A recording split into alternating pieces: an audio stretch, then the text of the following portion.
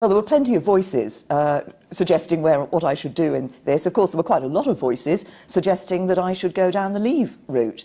But as I say, I approach this decision in the way I approach other important decisions. Look at the facts and come to a view. And when I put all that together, when I think about the potential risk to jobs, the uncertainties for our economy if we were to leave the European Union, when I think about the security, the discussions I've had within the EU, because I do believe we are more secure in the EU. I think the economic arguments are clear. I think being part of a 500 million population trading bloc is significant for us. I think one of the issues is a lot of people will invest here in the UK because it's the UK in Europe.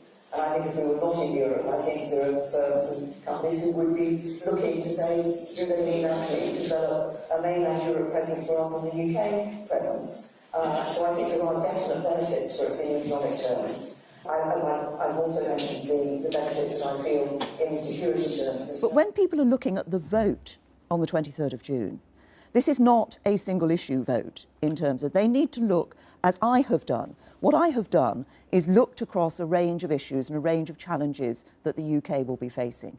And this is not a question on the 23rd of June of whether we can survive outside the European Union.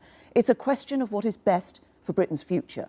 And I think if we look at the challenges we will face, the challenges of security, of trade and the economy, that actually looking ahead, Britain's prosperity, the opportunities for people living here in the UK will be more secure, will be better if we're inside the European Union.